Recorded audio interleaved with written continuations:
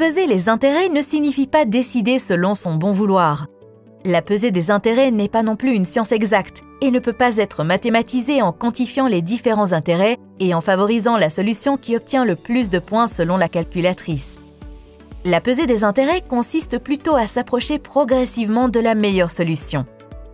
Conformément à l'ordonnance fédérale sur l'aménagement du territoire, la pesée des intérêts s'articule en 3 étapes: identification des intérêts, évaluation des intérêts et recherche de la solution optimale.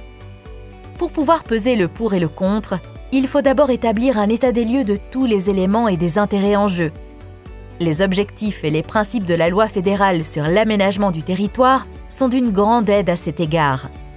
Mais il faut également tenir compte des intérêts publics qui ne relèvent pas de l'aménagement du territoire, ainsi que des droits constitutionnels tels que la garantie de la propriété ou le principe de proportionnalité. Dans un deuxième temps, les intérêts identifiés doivent être évalués et appréciés. Quelle est la valeur juridique et réelle d'un intérêt dans le cas concret et comment se comporte-t-il par rapport aux autres intérêts? Certaines dispositions légales jouent un rôle central dans la pesée des intérêts. Elles peuvent même empêcher toute pesée des intérêts. Sont aussi déterminants les inventaires fédéraux de protection. Dans la pesée des intérêts, il faudra également prendre en compte les plans sectoriels fédéraux et les plans directeurs cantonaux. Joue aussi un rôle la question de savoir si un projet est limité dans le temps ou durable. La troisième étape est la tâche la plus difficile: rechercher la solution optimale. Il s'agit de prendre une décision sur la base des intérêts identifiés et évalués, de sorte qu'ils puissent être pris en compte de la manière la plus complète possible.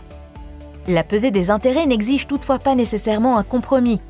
En cas d'incompatibilité, il peut arriver qu'un intérêt doive être complètement écarté. La prise de décision lors de la pesée des intérêts implique toujours l'examen d'alternatives et de variantes. Elles permettent notamment d'évaluer les intérêts en confrontant et en discutant les effets des différentes solutions sur le territoire, l'environnement et l'équipement. Et elles contribuent à mieux cerner les avantages et les inconvénients d'une solution. Pour que la pesée des intérêts soit compréhensible pour des tiers, par exemple pour la population, les voisins concernés ou les organisations habilitées à faire opposition ou pour un tribunal, elle est également documentée.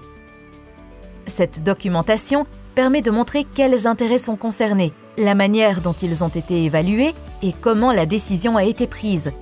Toutes des informations utiles et nécessaires, notamment dans le cadre de la mise à l'enquête publique d'un plan ou dans le cadre du processus de permis de construire.